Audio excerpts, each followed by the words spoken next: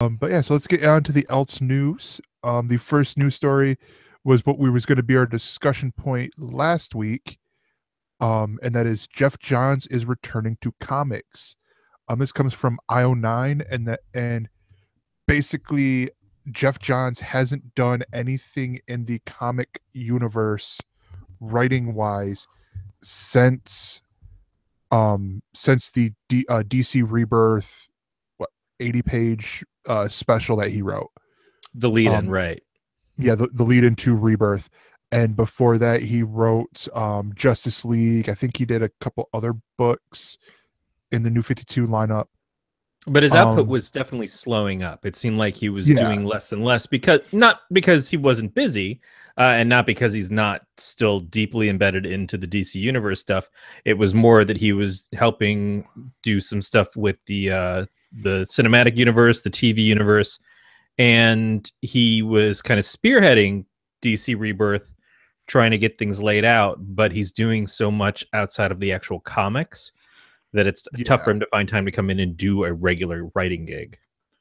no, yeah, definitely. And so he on January 1st he had a these Twitter messages on there, and one said like it was his top 5 things of 2017, which I think one of them we might be getting to here in a second. And he said, and one, writing comics again, stay tuned, happy new year, and it had a picture of Dr. Manhattan. So everyone is thinking that he is going to be writing the Watchmen in in the DC Rebirth universe.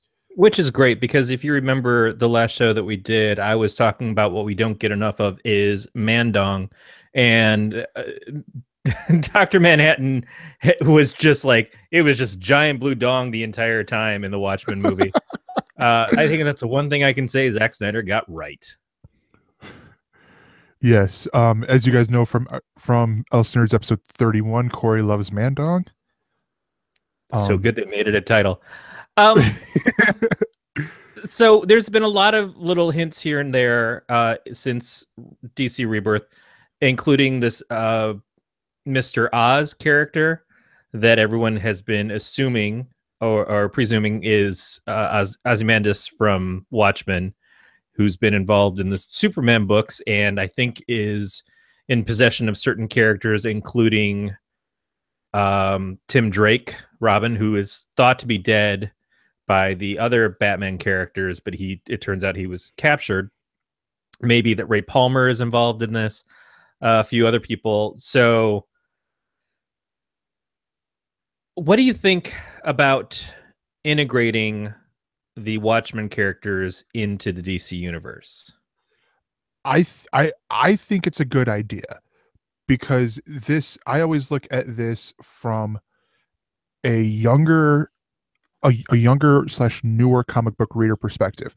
And I think for a lot of that is because for the most part I am. I mean, I've only come in here, I think, what, a year into the New 52 startup, and when Marvel did Marvel Now, that's when I jumped in and started discovering these comics. And reading, to the point where I'm like, all right, I have 36 comics that I'm reading a week, and all that. And so it's going to give, and granted, yes, the reading list for Watchmen, for people who were fans of the movie, or that was the only thing that they had was that movie, is really limited. It is the Watchmen trade paperback. So you're not counting any of the before Watchmen stuff? If you Before, don't, well, I don't know that many people would blame you. I'm not trying to put you on the spot. I don't know. Yeah, again, like you said, that there is the before Watchmen stuff, which even then, okay, so there's what, 2 trade paperbacks, or were they each? They each had their own. Most of the miniseries were 4 issues or so, I think. Yeah. And I can't speak to the quality of them because it wasn't something that was appealing to me, but I'm not a big Watchmen fan. But I know that Amanda Connor did the Silk Spectre series. Yeah. I know that Darwin Cook did Minutemen, and I think a different one. So there were some very good people involved in it, and when you have a group of creators, the quality goes up and down. There are some that were looked at as being very successful, and some that were like, "What the hell is this?" Yeah. There was still a common thought process of what a blatant cash grab on a book that is 20 plus years old, and all this does is to serve to keep offering Alan Moore a dick on a platter and saying, "Hey, choke this down, Alan." And Alan's like, "I fucking hate comics, and I'm gonna cast a spell on all of you motherfuckers." Um, I don't know that it was seen as a huge success. Yeah. And The issues definitely seemed to sit on the shelves, and then the product came out with the collections, and I don't know the collection sold very well. Like, I don't think people were looking to restock them if they sold. yeah. What was the one? It was when Watchmen was coming out originally, it was the backup story. The pirate story that was Yeah. in there, yeah, Yeah. that was all in one book. It was Well, no, it was because 12 I want to say that one might have been the one that was the biggest seller out of the Before Watchmen stuff. like more of that. I don't really remember what the different individual ones were. I know that there were ones about like some of the villain characters, Yeah. and all of the main characters had theirs. But it's a lead into something that, like, we always talk about things like, I don't always know that the lead-ins are that important. On the other hand, I enjoyed Rogue One, knowing where it was going, but I hated the prequels because I feel like that all it did was it took the mystery and the good parts away from Star Wars. And when it comes to before Watchmen, all you can do is a before, because there isn't a lot to work with after. Yeah. And I don't know that anybody was really screaming for that, because Watchmen itself is this seminal work that is hugely beloved. Even if it's not my favorite, I understand that it's a cornerstone of comics, but it's also from the middle of the 80s. It's 30 years old now. It's kind of had more than its time, and the only reason why it keeps bopping around is because they want to keep it in perpetual print to disallow the rights to ever go back to Alan Moore and Dave Gibson, Dave Gibbons, sorry. And it's just, I don't know that with all the goodwill of what's happened with DC Rebirth, which is more focused stories, which is getting back to the characters in their more perceived classic state, even including changes, having there be a son of Superman and Lois Lane now, but it feels like Superman again, as opposed to the New 52 Superman, who felt like a different character. I think that a lot of people are really digging the current DC books, and part of that also is that they've priced them to allow people to experiment and try them out. The every 2 week shipping on most of the titles means that you can kind of like stay along with it really quick. I don't know that it's necessary to then have a Watchmen integration, especially because all of the Watchmen characters were based around the Charleston characters that DC actually owns. So when you have a Dr. Manhattan, that's at the same time you have Captain Atom. When you have a Night Owl, well, you have Blue Beetle. So I don't know exactly what it is to be gained from this, other than it's just like, it was an explanation. It was like, we're doing this in the background to explain why the universe is like this. Yeah, but when you did the stuff in the background to explain why the universe was like that in the New 52, it was Pandora, and then you involved the Question, who is the Rorschach basis, and you involved the Phantom Stranger, and those books tanked because there was no good plan with them. So this is trying to sell an idea still based off of Alan Moore's stuff from 30 years ago. And I don't know that anybody really wants to see these characters wind up in DC proper. We like an expanded universe. We like the multiverse. I don't want Dr. Manhattan and Ozymandias hanging out with Superman and Batman. It's kind of, they're lucky in how well it's worked, having Midnighter in the mainstream DC universe by making kind of a foil to Dick Grayson for a bunch of issues. But Midnighter and Apollo were introduced to be a gay couple version of Batman and Superman.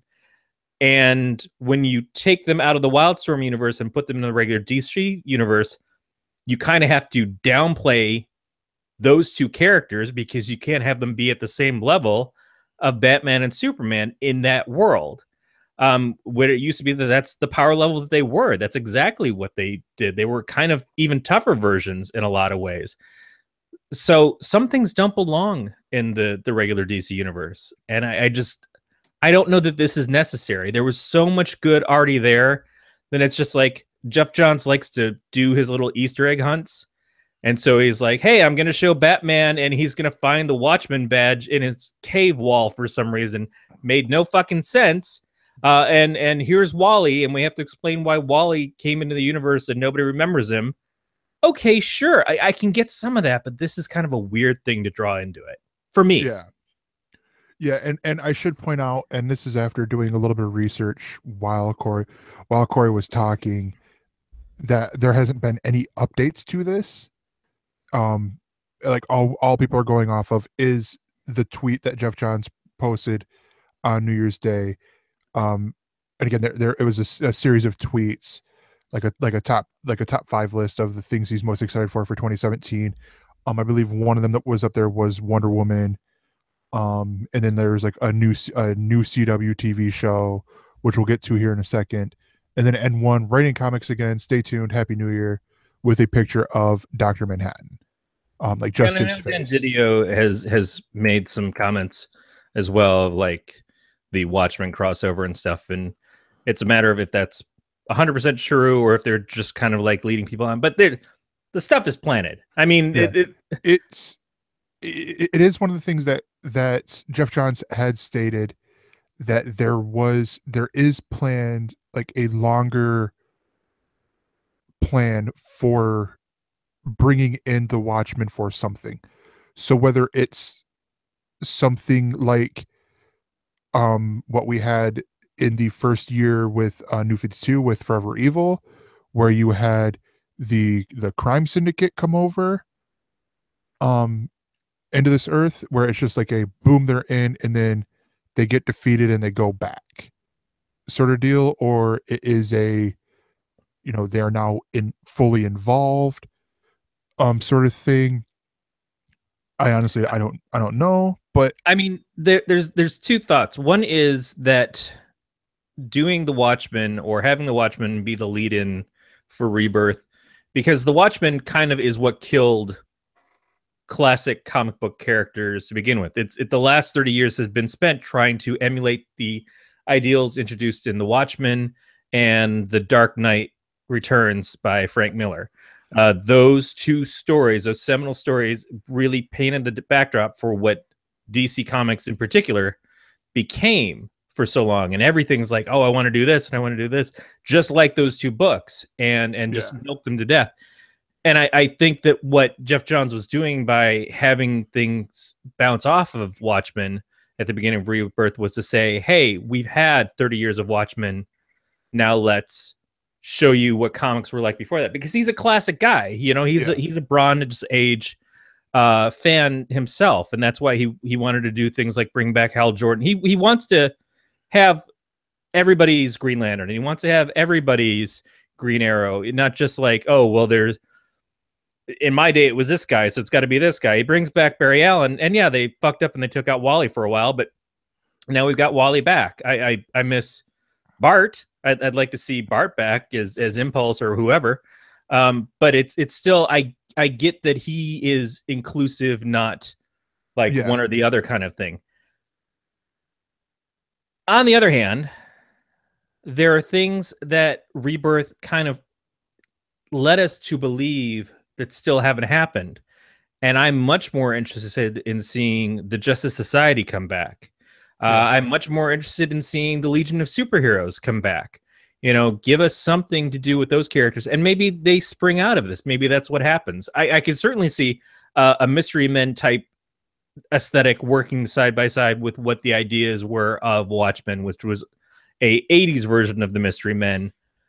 But that's what JSA can work on. And if you want to get into space cosmic stuff, yeah, you can do some stuff with the Legion there too. If Dr. Manhattan exists across all time, then it makes sense that time travel would involve the Legion of Superheroes. I just, I'm not rushing to get this, but I'm not really reading comics right now anyway. So Yeah. No, yeah, I this hope was it's more of a not like a lot of build up to bullshit. no, same here. Same here. And this is what I mean, I've on the Marvel side, this is what it was with Secret Wars 2. Um this is what I was hoping it wasn't going to be with Civil War, and I didn't get that, which is I'm so grateful. Um and it seems like, and with DC, with a couple of their other events, it's like, all right, this is sort of like you're promising the moon, but delivering me a moon rock on my bed. I mean, DC at least has been playing very, very softly in the event category. Yeah. The after Rebirth, we haven't seen an event up until now. They're doing a crossover between Justice League and Suicide Squad, which is Which pretty is much contained to just those books. yeah, it's and I've read the first two issues, and um it's it seems like it's going to be those two books, and then I think maybe four more, like from like a Batman book, as like just but more as just in tie-ins, not like how that usually is, and like, oh, this is our it's September, it's our big villains month where the villains are taking over the comic books, and shit like that. um on the same side though, I've like I don't want to get my hopes up too high about this. Like, would it be cool? Yeah. you know should they do it? I don't know, because where they do still have the rights, it does seem like they are just doing this to continue to have the rights, so they can just go to Alan Moore, go nah, nah, and all that. Yeah, I gotta think at some point everybody who wants Watchmen is gonna fucking own it, and then it'll just have to stop being printed. And Yeah, then what happens then is Alan Moore, if he's at all fucking interested at all by that point, he gets to do Watchmen 2, or he gets to do something with the characters, and that's what'll matter. yeah, Is that as much as they were derivative of the Charleston characters, and was originally supposed to star those characters, it's a big deal if Alan Moore is doing it. It's not as big of a deal if anybody else is doing it. No matter how good those people are, nobody really cares about these characters unless it's Alan Moore yeah, writing. yeah, exactly. um so our next story is one that I saw and I got excited for. Um, and this is that Constantine will is returning to TV. And if you're watching the video, I'm using air quotes around there. Because in 2017, the show is being brought to the CW Seed. Um, Sorry if that pause right there got you a little excited, but there will be 5 episodes, each of them about 6 to 10 minutes long, that have been ordered. And Matt Ryan, who played the live action Constantine, will be back to voice the character. And then we will also get Greg Berlanti will be the executive producer. I mean, and as the article puts it here, because it's not like he's already, not the executive producer on, the other 4 CW shows, Arrow, Flash, Supergirl, Legends of Tomorrow, that he's already doing. Plus, I believe he's still doing, he's an executive producer on Blind Spot and a few other shows that aren't on CW. So yeah, the dude apparently just doesn't want to sleep. But yeah, so this is pretty cool. And as a bonus, all 13 episodes of the live action Constantine series show that aired on NBC will continue to be available, or will be brought back to the CW Seed. And then the show joins animated series Vixen in its second season.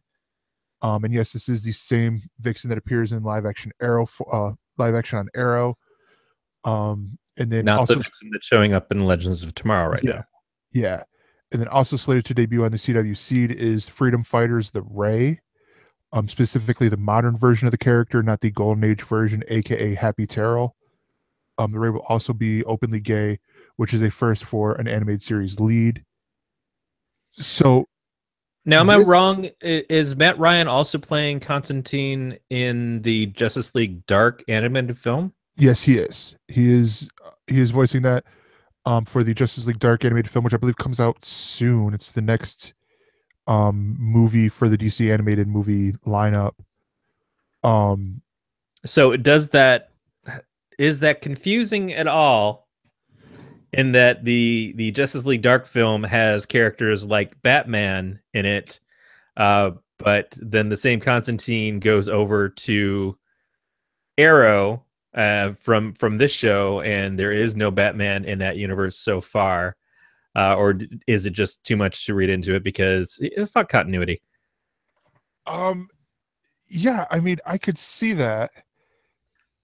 Um, because I mean, here, this is well,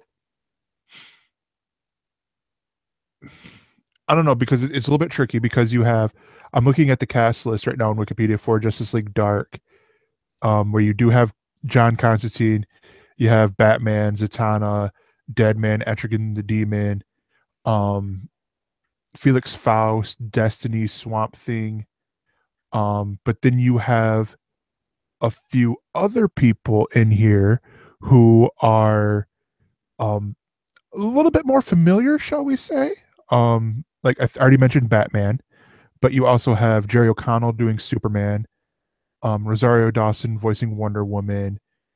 The same actor who is voicing Swamp Thing is also voicing John Stewart Green Lantern. Um, so yeah, out of all of those, the main Justice League characters, I believe I only recognize one as being in the DC universe or the Arrowverse shows, and we also have another problem with that because he's in the other universe. He's over in the little pocket world with Supergirl. So if you really wanted to get super technical, super tricky, yeah, it could get a little confusing. I mean, I'm mostly talking shit because it really doesn't matter. No, The yeah, viewership of both, honestly, the viewership for the DC animated universe stuff itself isn't super high, and isn't expected to have crossovers with the live action shows. And I'm sure that the viewership for the CWC is probably even lower, although that's not to comment on the quality, and it doesn't really fucking matter. What it's cool. It's cool that Matt Ryan, who was Constantine on screen, gets to continue playing Constantine, crossing over to the Arrow universe, and then doing the animated series and getting to do the animated movie. I like that. That's like Kevin what? Conroy being Batman in as Yeah, many fucking cartoon incarnations as possible. I'm loving that he's on Justice League Action, even if not all the other voices are played by people who played the characters in Justice League before. yeah. The what I would say is because this for again going back to the Justice League Dark film, they had the story was done by Ernie Altbacker, who also wrote the screenplay, and J.M. DeMatteis. So it's one of those things like if they could get great writers doing this as well, then I have no problem with that. You know, doing the CWC shows. And the other part I would add is with maybe we could keep getting, Constantine popping up over in Arrow or Flash or Legends whenever there's a more mystical side of things Well, it because is of this. interesting that the CW online is going to get the rights to play the Constantine show, which was on NBC. So Yeah. it's cool that those rights I kind want to of say fell they've onto had them. that. But I want to that's say they've had interesting because yeah. it was an NBC show. I'm surprised it's not an NBC. It's not that they're doing any online catalog. It would just wind up sitting in your Comcast uh, on demand stuff. But good that that happened because maybe that means that somewhere down the road, the rights, because they belong to Warner Brothers, do kind of fall in, and we do get to see more Constantine and maybe more of his universe that was introduced in the CW universe somehow. Yeah. With the deal worked out with Supergirl and how that seems to be working for them, it could be that this is the potential for the next thing. A lot of those characters that were in the Justice League Dark animated film, it wouldn't take a lot to get them on TV. I mean, Swamp Thing has had his own show and movie and cartoon series before. So we know that if we could do that in the 80s, like we did a Flash show in the 80s, then there's no reason why it can't come back in the 2000 teens. It could work if we had a Justice League Dark TV series, because it would probably work easier than having a Justice League proper TV series. Yeah. Even with the introduction of Superman to the DC TV universe. So many fucking initials, man. It's just tough. The what I will say with that though is it does seem like it seems like a smart decision, because you're also getting, much like with Marvel's the Marvel movies side of things, where it wasn't until really Doctor Strange that we really got into magic Mm-hmm. in there. I think this is they're sort of playing, borrowing an idea from them. DC and Greg Berlanti and all them guys are doing with this. It's where it's like, okay, we're going to use Constantine, since that's been the biggest success that we've had, in modern history. Granted, I mean, it's really only the one that they've done. But there was a big fan reaction to Matt Ryan as Constantine, mainly because Neo cannot play Constantine. um, I'm not bitter Don't at put all. it past Keanu. Keanu can do a lot of goddamn things. Of course, none of this is going to matter at all if, say, for instance, because, I mean, they've all gone to pot. I just have to assume that all of the CW superhero shows are going to be canceled after the season, correct? Why, sir, you are wrong. How does that happen? At what was it? Over the holiday break, all the CW put out a press release with the news that the Flash, Arrow, DC's Legends of Tomorrow, and Supergirl were all renewed for the 2017-2018 television series. And along with those shows, the CW also renewed Crazy Ex-Girlfriend for a third season, Jane the Virgin for a fourth season, and Supernatural for a 13th season. Holy freaking cow. This is the only show on the CW that predates the CW. That's, trying to think. This is the only show. I mean, there were shows that crossed over that came from other networks, like Whose Line Is It Anyway? Suck it! But was it on UPN or WB? No, that's it, because it had a actual fucking audience. Yeah, that's what I mean by the whole Supernatural thing. Like, we're not seeing the 15th season of Rock Me Baby, because that show was shit, even though I loved it. We don't still see the what would have been like 25th episode or season of Smallville, if it was still going now. I mean, I was the Buffy follower. I brought them over. Yeah, but I mean, so this is pretty cool. I mean, for people who are enjoying, like this guy, I'm still enjoying the superhero shows. Especially with the DC stuff, I've given up on Batman, on Gotham. So it's like, I don't even consider that one to be a thing. That's not even a DC show. That is just someone fucked around and said, "Oh, look, can we use everything in the Batman universe except for Batman? All the stuff that would be cool if we had a guy dressed up as a bat in it, but somehow you take him out and it's not." Yeah, how pissed are you going to be if they have an episode where Jim Gordon gets an Iron Man style suit? I don't give a shit. that is exactly what I expect from that piece of crap. I don't give a goddamn what they do with that show. Yeah, but no, I mean, but in all honesty, I mean, I look at this and it does alleviate a little bit of worry that I had, because there was a blog post a while back ago that said that Legends of Tomorrow, because it's coming to Tuesdays when it comes back, it could be on its last leg. Um, and that they were doing this for iZombie and for apparently also for Riverdale. Both of which have not been renewed yet. I mean, Riverdale hasn't even hit the air yet, as far as I know, Yeah, and iZombie hasn't started its new season yet. So it makes correct. sense that they haven't been renewed.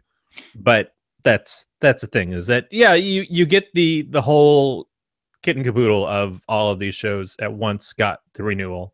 Yeah. And I assume with that comes contracts for some of the characters that do the crossovers, like John Barrowman and Wentworth Miller, that were going across Yeah, multiple they're series. yeah, John Barrowman, Wentworth Miller, uh Dum Dum Dugan, Damien Dark, Neil McDonough. Hmm. Um I think there was one more. Oh, Stein. Um I think they all have um what I will just call Arrowverse contracts, where they are not show specific, Right. but they are but so I mean I could possibly see more going to that.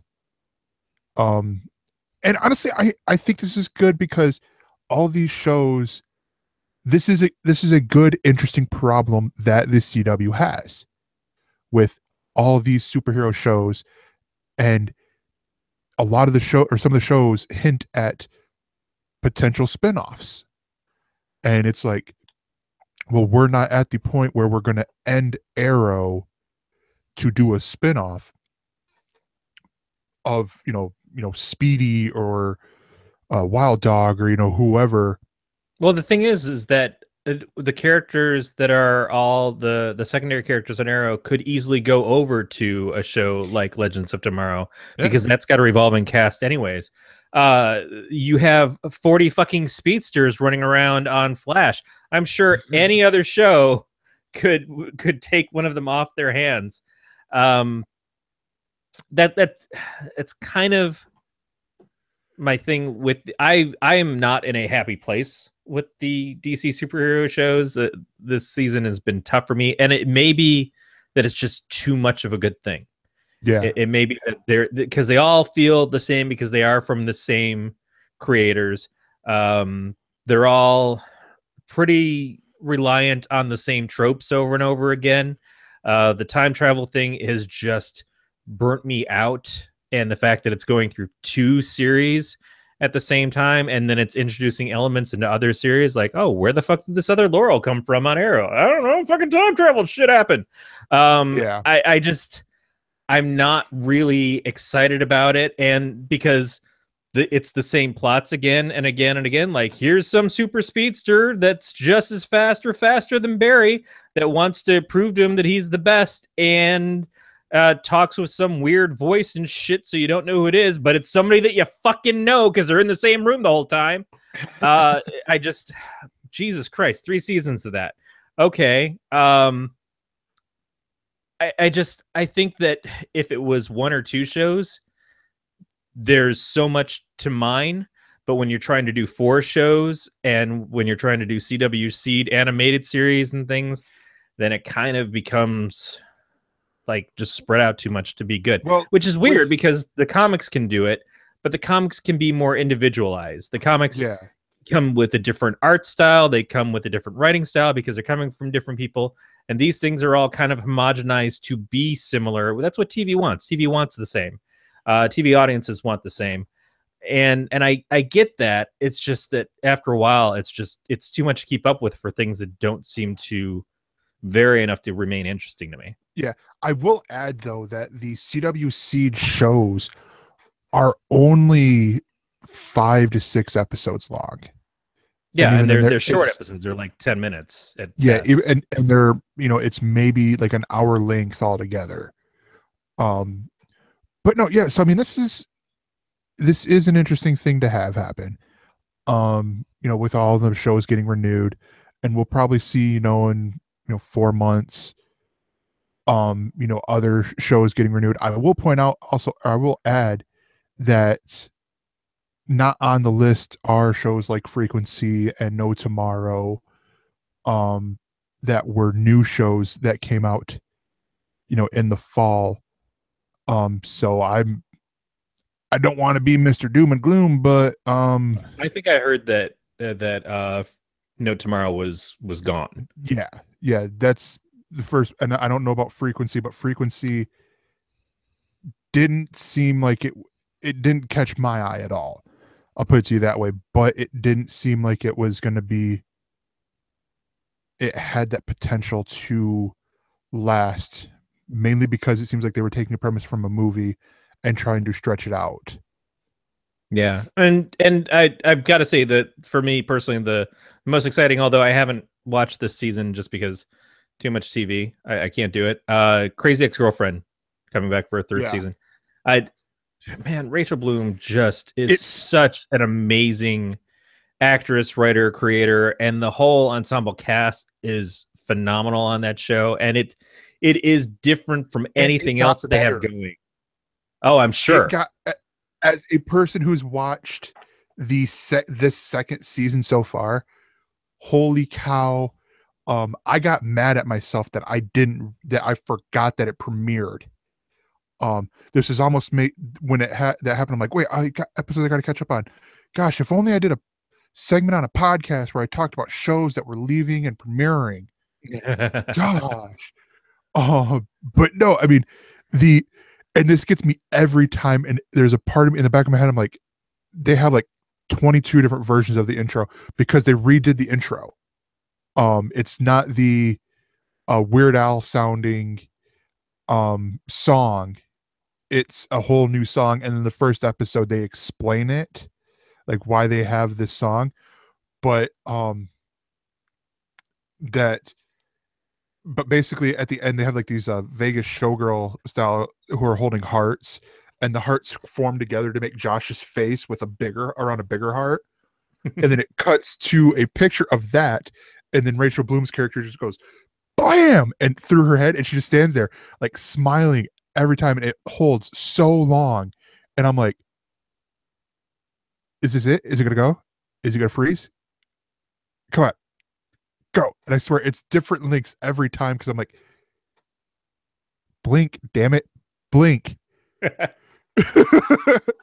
Yeah, And she's brilliant. She is yeah, absolutely brilliant, and that show is brilliant. And like I said, it's a show I'm upset that I haven't been able to watch, but I'm definitely going to catch up on one point. And I'm yeah. just excited that it's getting the Well, love, that people are seeing it and enjoying it, and that it's getting recognition. And it got, I think, an Emmy or something in the first season. It did really got a well. Golden Globe in the Golden first Globe. season. Yep. Yeah. But the other thing I think, I don't know if this one was, I know it's with the CW shows where it's only like what 3 weeks after they finish airing um on the CW, they will premiere on Netflix. Oh, So I I don't have no wonder. idea. Yeah, yeah, I remember. I think we talked about that in an earlier episode. If I was a brilliant editor like at Marvel Comics or DC Comics, I would have the little annotation thing at the side, see episode whatever of ElseNerds. But I wonder if that would expand to Crazy Ex-Girlfriend, because then you would only have to wait, until you know middle of June, beginning of July. That would be great. Yeah. But yeah, that is it for the Else News. We will be right back.